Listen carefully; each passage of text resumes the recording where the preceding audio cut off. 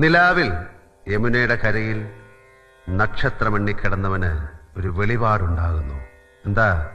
ഗ്വാളിയറിലേക്ക് വെച്ച് പിടിക്കാൻ. എന്തിനാ? ഹിന്ദുസ്ഥാനി സംഗീതം പഠിക്കണം. ഗ്വാളിയർ ഖരാന മാജിക് പീകോക്കിനെ കുറിച്ചറിയാൻ ചെന്നുപെട്ടത് ഒരു പഴയ സിംഹത്തിന്റെ മടയിൽ. ഉസ്താദ് ബാദുഷാ ഖാൻ. മൂപ്പ നല്ല ഫിറ്റാ. എന്താ സംഭവം? നല്ല എ ക്ലാസ് പാങ്ക്. ആവശ്യം അറിയിച്ചു. ദക്ഷിണ വയ്ക്കാൻ പറഞ്ഞു.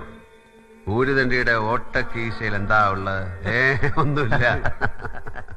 സംഗീതത്തിന്റെ ആദ്യാക്ഷരങ്ങൾ പഠിപ്പിച്ച അമ്മയെ മനസ്സിൽ ധ്യാനിച്ചുകൊണ്ട് ദർബാർ രാഗത്തിൽ ഒരു സാധനം അങ്ങോട്ട് അലക്കി.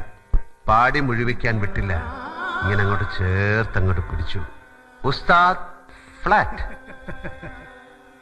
പിന്നെ ഹൃദയത്തിൽ സംഗീതവും സിരകളിൽ ഭാംഗമായി കാലം ഒരുപാട്. ഒടുവിൽ ഒരു നാൾ ഗുരുവിന്റെ ഖബറിൽ ഒരു പിടി പച്ചമണ്ണ് വാരിയിട്ട് യാത്ര തുടർന്നു. ഇന്നും തീരാത്ത പ്രവാസം.